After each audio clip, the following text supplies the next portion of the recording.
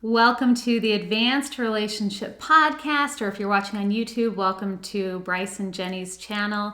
And we're excited to be here talking about all things personal development, relationship development from a variety of different perspectives and angles and methods and models. Today we're going to be talking about someone who's in the personal development field and who Bryce and I have both followed for a long time, known about her work.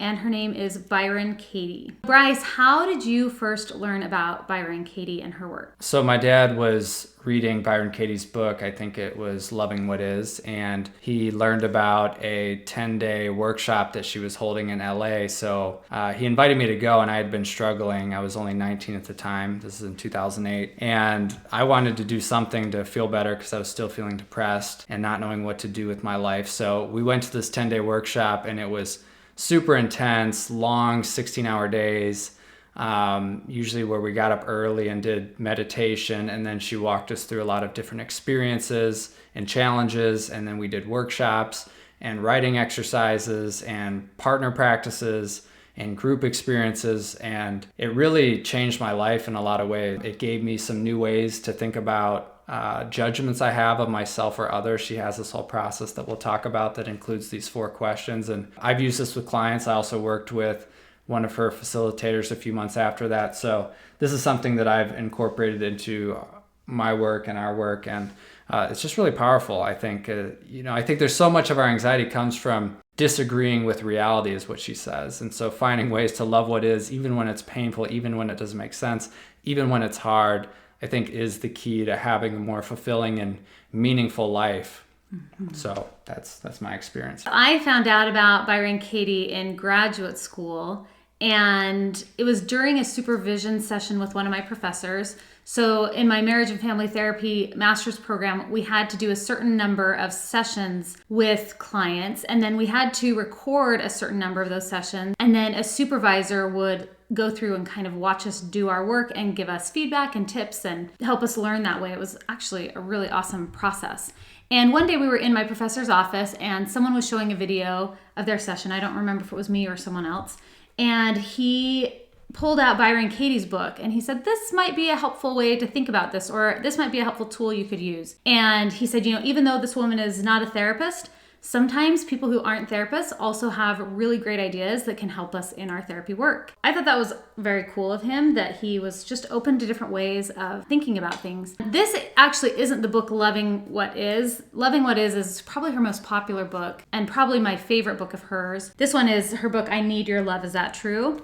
Which is also an awesome book. So at the time I didn't read her stuff. My professor just gave us a little handout with her 4 questions. And I was like, oh, that's cool. Didn't really think much more about that at that point. Then about 15 years ago, I ended up getting her book, Loving What Is, and started reading it. And at the time, I was going through a big change in my life with feeling really frustrated with the religion I had grown up in, which was the Mormon religion. Grew up in Utah, was born into that religion, and just started feeling more and more frustrated with things I was experiencing on Sunday at church or in that religion in general. So I got her book and started going through it, and it was like mind-blowing. Like you were saying, her stuff to me was just like, what? This is such an interesting, almost counterintuitive way to approach thinking about things and questioning our thoughts and our beliefs. And I'd never really even thought about the idea of questioning all of our thoughts and all of our beliefs. I mean, I kind of did as a therapist. I guess I knew that was one way to go, but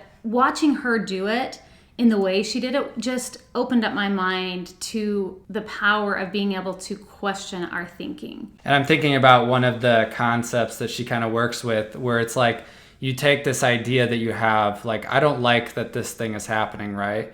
And then you can look for the benefits of it happening, which so often is the case. Like you think about, a lot of the times where we learn the most is where we were challenged the most, we experience the most pain, and we see something come out of that. So it's like, how do you look at the benefits of what's happening? And then also like, almost like welcoming that in, like I look forward to this happening more so that I can learn more, grow more, experience more.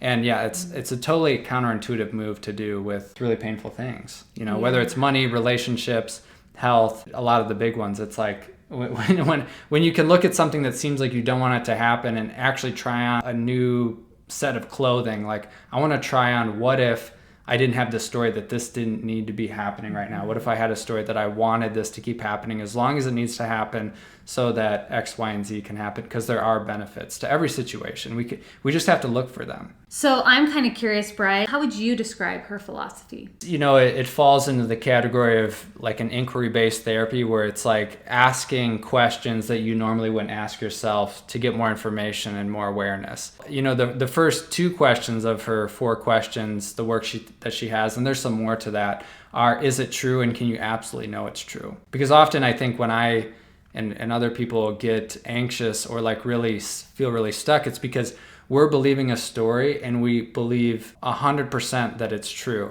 And if we can create even a little bit of space in that to try on, maybe this isn't fully true, maybe there's more to the story, I think that provides more space. I think it's really questioning our reality, right? And the stories that we tell ourselves about reality. That's how I would explain her process. Yeah, and I love one of her quotes, and I don't know that I'll get it verbatim, but it's something around reality is always kinder than we might have thought. And I just love that. She also talks about something like the more clear your mind becomes, the more friendly your view of the world becomes. And I don't know if that's always true for everyone. Again, these are just her philosophies, but that's been true for me when I've applied the process. And I do start to feel more clear. And it sometimes is like a feeling of waking up. Or sometimes when I'm walking clients through an exploration process, whether it's her questions or questions that I've come up with or questions from other people, but kind of that process of being able to do the turnaround, or sometimes I call it the mirroring exercise. When you're going through that process, when you are able to do it in a way that it actually resonates, it will often feel like a waking up or a clicking in or a sudden like remembering or knowing of something. Yeah, and I'm thinking about it as like, it is a way to come into more deeper presence with reality, because we have these really powerful brains, which are great to accomplish things. But the problem with them that I see is that they have their own attachment to our identity. So what we tend to do is our brain and mind makes up stories, and that becomes a part of our identity and who we are. And we believe those. We're story-based creatures that are understanding the world and making sense of it through our stories. So to be able to see that and then question them, work with them, even change them sometimes, or look at it from different angles, can really shift the way that we interact with reality. Absolutely. And to be honest, I think that's probably the number one place that change happens. Like, we can do a lot of different practices and we can manage things in our life. And there's challenges in my life that I don't feel like I've gotten to the bottom of, and I don't feel like I've fully resolved yet. And so I can sometimes manage those things and do the best I can. And there's a part of me that thinks maybe one day, if I can see more clearly what the belief is that's holding me back here and I could actually work with it, I think in my experience, once I can see the belief that's actually creating the pain and I can do the work on it and it shifts, it really does free things up. Yeah. But it can take time to get there. And sometimes, as much as we want things to change and as much as we want to be free, all we can do is start with where we are and start in the present moment. And I like what she does, and it's in line with a lot of what we're doing, whereas there's a lot more to relationships than I think we often see. It's not just like being with someone and learning about that. It's like every person is really a mirror into our own beliefs and our own operating system. So her process, I think specifically looking at judgments, are often ways that we're either judging ourselves or disowning a part of ourselves, to fit whatever narrative we have about ourselves. So I love how she brings relationship into this, specifically through the judgments that we have about ourselves or the world. Yeah. So I was curious. I have a quote here from her that I really like, and then I wanted to ask your opinion about something. So she says, "I'm a lover of what is, not because I'm a spiritual person, but because it hurts when I argue with reality." Mm-hmm. And I love that quote. What makes this process different from spiritual bypassing, or how do you avoid spiritual bypassing while using her process? Okay. Well, maybe first define so people understand what spiritual bypassing is, and I could jump in if I have something. So spiritual bypassing is taking a personal development or relationship development tool and using it to actually ignore the experience of the present moment, or using it to bypass something that needs to be faced and something that needs to be looked at or resolved or acknowledged honestly. Okay. Something like that. Does that feel like an accurate summary of spiritual bypassing. Yeah, I agree with that. And I would add that, and this is why I think she calls her process the work, because if you're just saying things like, I love what is, and you're not really leaning into the emotional experience of it, creating space for it, doing some process to really work through it and understand it, then yeah, you're probably bypassing on some level. And you can do it with anything. Like you could even use this process to spiritual bypass. And that's something where I think we always got to pay attention to, like where we may be thinking we're doing the work, but we're not really. And that's what I found is, in my view, I use 4 steps when I'm working with clients. I think of her process as really in the 3rd step. So if I haven't done steps 1 or 2 enough and I'm trying to push myself to do like a Byron Katie process or some kind of inquiry into my thinking, sometimes it'll feel like a brick wall and I'll just feel kind of stuck. So I have noticed sometimes in my life I have to back up and I have to just allow myself to just be present with what is. I have to be present with pain. I have to be present with frustration, present with shame. I have to notice it in my body. I have to name it. I have to give it space to be there. And I notice if I can give it enough space without judging it or trying to spiritual bypass through it, then I'm going to start to get little indicators of what the stories are underneath the shame, underneath the pain, underneath. So I think sometimes for me, I like her process because I think it really works. And I think in order for it to work, you have to actually know what the thoughts are that are underneath those things. Yeah. And I like what you're saying, because there's the opposite, or just the other layer there where, it's possible to want the results so bad and to be doing the work, but then you're disagreeing with the reality that you're just not ready yet, or you're stuck, or you don't have all the information. And so again, like the process just keeps working, right? It's not a to B process. It's really continually working with what is, whether you're stuck or whether you have some big epiphany. It doesn't really matter, right? When you're just trying to be present to whatever's happening. I like that. Yeah. Okay, so I wanted to talk a little bit about how we made the connection. Prior to us meeting, we were introduced, both of us, to Byron Katie. So for me, when I first met Bryce... This is my pickup line. It was the best pickup line for me. I don't know that there could have been another pickup line that was better for me. Do you want to talk about the pickup line? Well, I didn't intend for it to be a pickup line. I didn't know Jen at all. We just met for coffee, and through the course of our, hour and a half conversation, we were talking about personal development. She was in therapy. She was a therapist. I had worked in therapy. And so we connected on our shared work. And one of us mentioned Byron Katie. And I said, I went to her 10-day workshop and here's what we did. And I started talking about the exercises and experiences. And I think you just really, I didn't know it at the time, but I think that really just resonated with you. And you're like, here's someone who can, I think you said self-reflect, like has the ability to reflect on himself and his thoughts. And that was something that I don't think you said you'd really experienced with any other partner. So yeah, it really worked. It had a big impact. Yeah, when he said that, I just remember it kind of lit something up in my heart. And I remember being in two relationships prior to Bryce, and thinking like I wanted to be there to support my boyfriend at the time.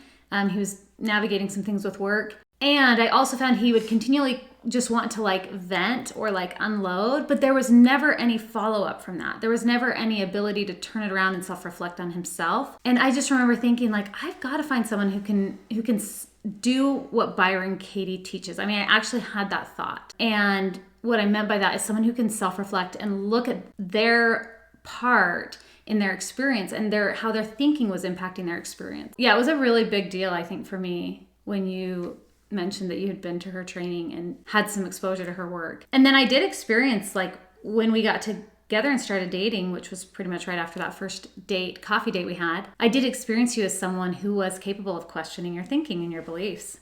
Mm-hmm. And I think that is one of probably the most powerful skills that you can have, whether it's individual personal development you're doing or relationship development.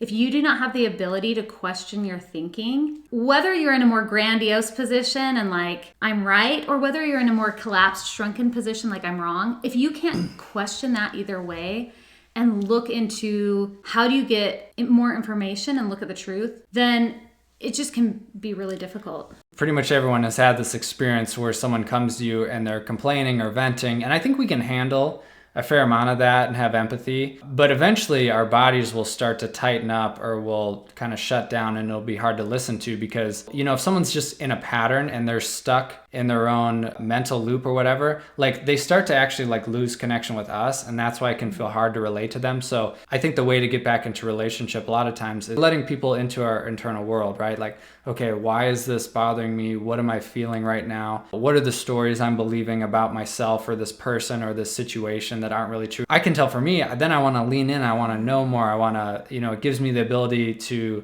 maybe even help you or learn more about me because you're doing the self-reflective work. And, people always learn about themselves when someone else is doing that, right? Because there's so much of this life experience that we share. I love talking to people that can do this because it's interesting. It's not that interesting to hear people share the same story in different ways over and over. Yeah, to just share it's boring. To share the conditioning, the tape that plays over and over. Yeah. You can start to feel boring. Yeah, and drama can feel good. Like I know that sometimes it's like, oh, let's talk about this, and sometimes we can get looped in together about that stuff, but I think with both of us now that we can do this, we can stop and say, hey, why are we so looped into this? Is this how we want to be talking about this right now? What is this like? Where is this hooking me and really like bothering me? What is it about it? And I think that just leads to more fulfilling, intimate, connected, interesting conversation. Mm-hmm. And I like that you talk about that idea of what's hooking me, because I think one of Byron Katie's perspectives is anytime we get hooked or anytime we are suffering, that's an indicator that we are believing something that is misaligned with reality. There is somewhere we're not seeing reality accurately. And that would be one way I would summarize her perspective, which I don't know if that's what she would say, but that's what I would say. I think it is from hearing her talk. Yeah. So if you are interested in learning more about her work, she has a website called The Work. So if you go to www.thework, WORK, she has videos, she has worksheets where you can actually go through her process totally free. It's just a chance to learn these 4 questions. And I think that's really what it seems like kind of her mission has been, is to bring these 4 questions to people so that they can start to use them and get the benefits. Yeah, and I'd suggest not going into them cold, like watch some of her YouTube videos and how she walks people through it, because if you were to just answer the questions and, just kind of go through it intellectually, then it might not make a whole lot of sense. So I think it's important to see how she works through them too. I think that was probably true when I got those questions in graduate school. I remember thinking like, oh, this is cool, but it didn't really click until I watched her do it. Right. Yeah. Yep. So let's go over what the 4 questions are. Okay. And Bryce, you've got them memorized, right? Yep. Yeah, I've worked through them a lot. So the first question is, well, first you have to identify the judgment that you have. So there's this judge your neighbor worksheet where you say, I feel blank about blank because they whatever, right? And so then really what you're working with is what they did. That's the judgment. They are a this or they did that. So the first question is it true that they are a this? And so it could be like, they are mean to me, or they're a mean person. Okay. The second question is, can you absolutely know that it's true? Which kind of sounds like the same question, but it's like really sitting back a little bit more and tapping into how certain are you that this story is true? So is this true? Can you absolutely know that it's true? Would you sign off to know that this is always the case all the time? And sometimes they're different answers. Sometimes they're the same. Third question is, how do you react when you believe this thought that they are a this? So how do you treat yourself? What coping strategies do you have? How do you treat them? All that. Usually you want at least 3 examples of how you react when you're believing this story. And then the fourth question is, who would you be without this story? So imagining that you cannot have this story, that this person is a this, like what would it do for your life? And how would you react? What would it feel like? So often people will say, oh, well, I'd feel more free. I'd feel more relaxed. I'd feel, safer, whatever it is. So those are the initial 4 questions of doing the work. Mm-hmm. Is that how you remember it? Yep.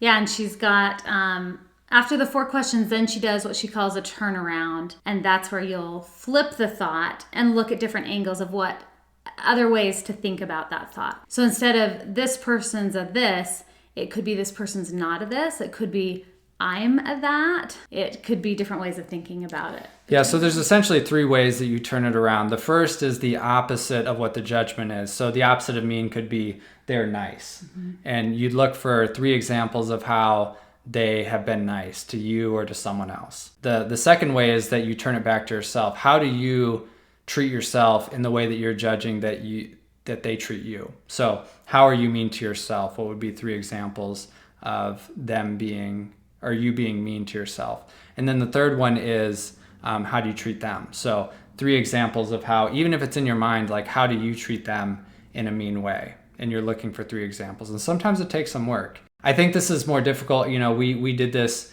at a workshop once, and they brought in the idea of like, well, what if you were raped? And I think that, I think with really extreme situations, it can be hard to do this. And I wouldn't recommend that you do this with really extreme situations. I think there's a way to still tease out some important pieces there, but this is more just with general judgments that you have about others. And again, like there might not always be examples, but I found every time I've done this, there is, if I look for them, right? Like there is a way that if I feel like I'm being mistreated, that I'm also mistreating myself in some ways, or I have a pattern of doing that, of course, like everyone does.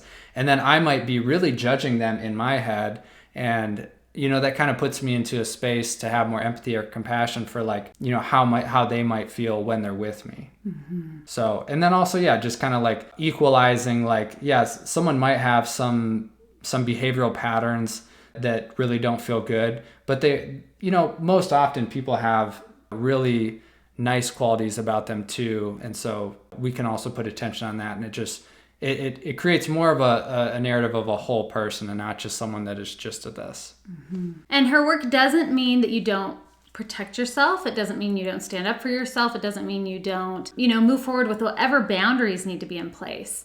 Again, her work is more, how do you do all of that and work on the mind such that you can go through the whole process of protecting yourself in appropriate ways and setting appropriate boundaries without resisting reality in such a way that you suffer through that whole process. So her work isn't so that you don't set boundaries. It's so that you can set boundaries in a healthy way with yourself, with others, and most importantly, with your mind. Right. Yeah, I would say it's more of a personal process more than anything. She doesn't talk about how to talk to someone else as much. It's more how do you work with your own mind. Yeah. So I wanted to talk about one or more ways that her work has felt meaningful to each of us in our life. Mm-hmm. And so do you want me to go first or do you want me to go first? Go ahead. So one of the things I find is I actually use probably her stuff more than any other model in terms of just like how frequently I use it. So just yesterday we were in a group coaching call, or no, actually you weren't there. I was facilitating a practice call with our group coaching program, and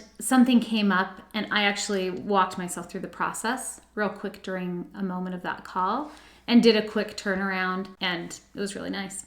So I use her process really regularly, and I use her process for all sorts of beliefs. So it could be a judgment about another person, it could be a judgment about myself, it could be just about how I think life should be, and then I'll actually walk those thoughts and those beliefs through her 4 questions and the turnaround. So one of the most impactful, meaningful moments, because I started reading her book, Loving What Is, while I was in that struggle with how do I navigate this religious stuff? I remember I had finished her book, and I remember being in a church meeting one day, and in the Mormon church or the Church of Jesus Christ of Latter-day Saints, it's the same thing if you ever hear it talked about. The way it was at that time was you would go to church every Sunday for 3 hours. It has since changed in the last 14 years to where you only go for 2 hours, which was a huge change for the Mormon church. But I was out by then. So when I was there, you'd go to church every week for 3 hours. And I had done that my entire life. I only missed a Sunday here and there if I was sick, and that was it. I remember sitting in a church meeting, and it was a mid-singles ward. I was single at the time. I was about 30 or 31. And they had wards that were just for... They had like groups that would meet on Sunday that were just for single people. But I remember I was sitting there by myself in a chapel with hundreds of people.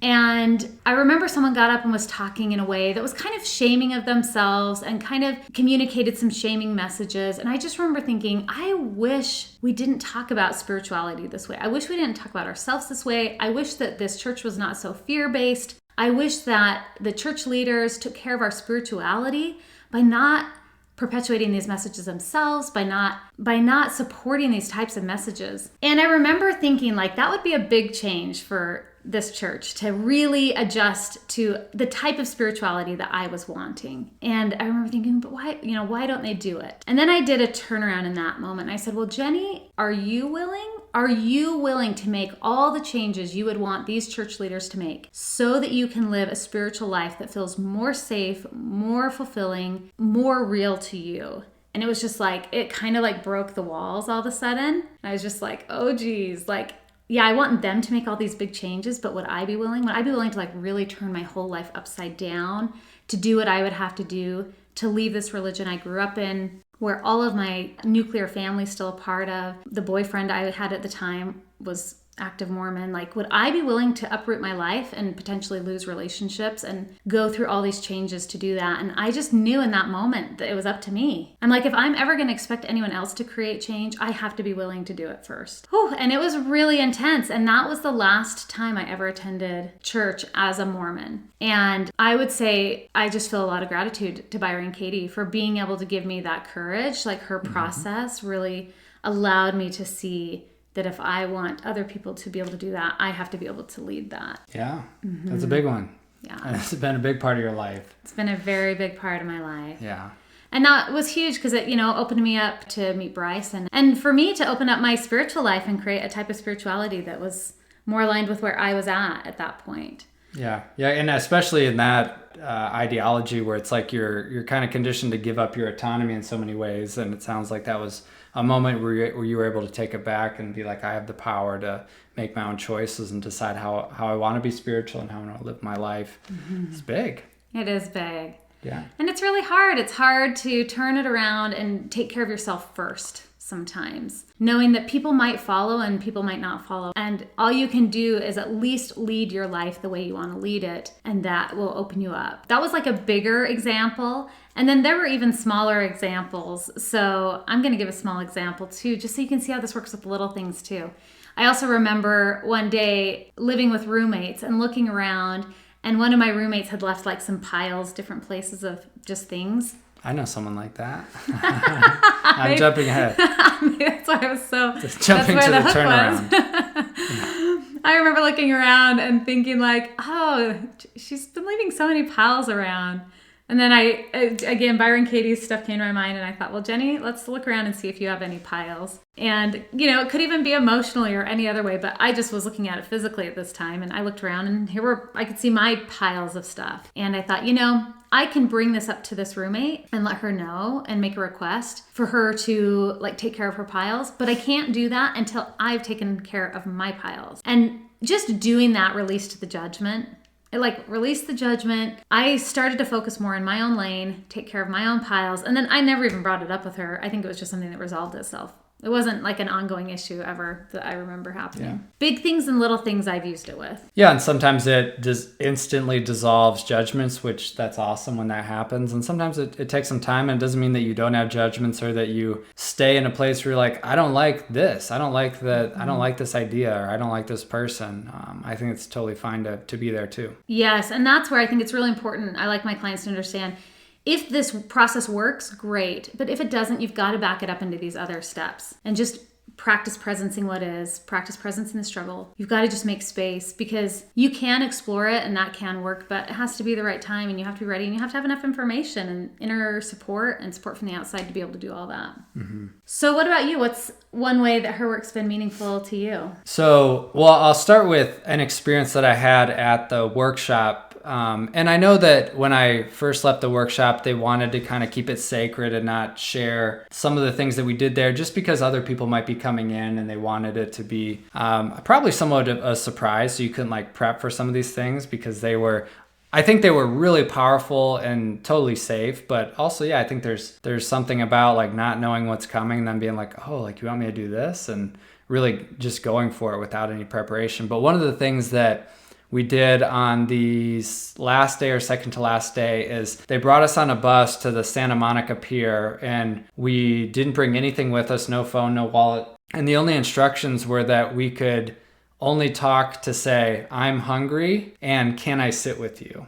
Those are the only two things. And I remember being really confused by that. And I appreciate the simplicity of the instructions, because that was the whole practice. And then, whatever happens. But we were, so we were out on the Santa Monica Pier, a couple hundred of us just kind of spread out, doing our own thing. And I think it was 6 or 8 hours that we were out there, and just the amount of anxiety that came up. At that point I was really questioning a lot of my stories, and the story that I must seem so weird now, this is boring, or what do I do with my time, or should I, I'm hungry, do I tell someone I'm hungry and just say that, and like, what the hell are they going to think about me if I just say that? I actually never said it. I was just like too freaked out. I did tell a couple of people, can I sit with you? And they said, yeah, or I did ask them, and I sat with them, and I remember it felt so tense, but it was totally safe, right? I'm just leaning into this experience of just being there and being with whatever stories I have that come up in this experience. And so it was really powerful in a lot of ways. So I wanted to share that one. Oh, and then all of us at the end with Byron Katie just walked about a half mile down the Santa Monica Pier, a group of 200 people, and we didn't say a word. Everyone turned and was like looking at us and like, what are these people doing? And we were just walking quietly, 200 people. I mean, it was just crazy how just silence and stillness could create such a reaction from people. And I think people kind of got it too. Some people were confused, but I think a lot of people are like, oh, because we don't see that much. We don't see people just sitting quietly, especially in big groups. So that's one that was really impactful, really like launched me into a new phase of understanding myself and really leaning into my fears. The second one has probably been, I've always been more introverted and shy and quiet, especially in groups. And I think one of the judgments that I've had is that like people that talk a lot or take up a lot of space, I've had judgments towards them, and I wasn't really even aware of it until I learned this process, and I started to see that like really a lot of what that's about is that, the judgment is that you're taking up too much space, and then there's not space for me. And I think when I was able to turn that around and see how like really what I'm doing a lot of times is as I'm judging them, I'm also judging myself. You're too shy, you're too quiet, you should speak up more. I've disowned the part of me that can speak up and make space for myself and ask for someone's attention, because I've had a story that like, oh, that's not okay, that's wrong, that's selfish or whatever. So that's another really impactful story that I've worked through more. And now I feel much more confident in social situations. I like to say I've conquered my social anxiety. I used to be so nervous to talk to people. I was like the quietest kid in class. My parents would always say, Bryce, a man of few words, because I was just quiet and I didn't get it. But I was really just frozen, And I think having conquered, for the most part, my social anxiety now, I get that so much of it was about the judgment of others taking up space and my own disowning of the part of me that really wants attention, wants to speak up. Really beautiful to hear you talk about it. Yeah, and you've seen that, like, because we've been together for 9 years, so Jenny's seen me constantly lean into that, obviously doing a public video, leading workshops and retreats and groups. I mean, I've had to do this a lot. If I want to do this stuff, I have to confront that. Yeah, it's really powerful to watch. Yeah, or making new friends and building a community like we have here in our new home of a couple of years, St. George, Utah. Yeah, I've had to lean into that a lot. Mm-hmm. Thank you for sharing. You're welcome. All right. So if you're interested in checking out Byron Katie's work, I will link her website, the work, down below. And you'll also see info on how to join our newsletter if you're interested in getting really high quality personal development, relationship development info delivered to your inbox every week, and where you can find out more about whatever videos we're doing. Yep. And more offers, like we're doing some in-person stuff here. So if you want to get together with us in person, we'll have info on that. And we do a lot of things online, so you can join from anywhere. All right. I think that's it, huh? Yeah, it's complete. All right. Take care. See y'all. Okay. Bye.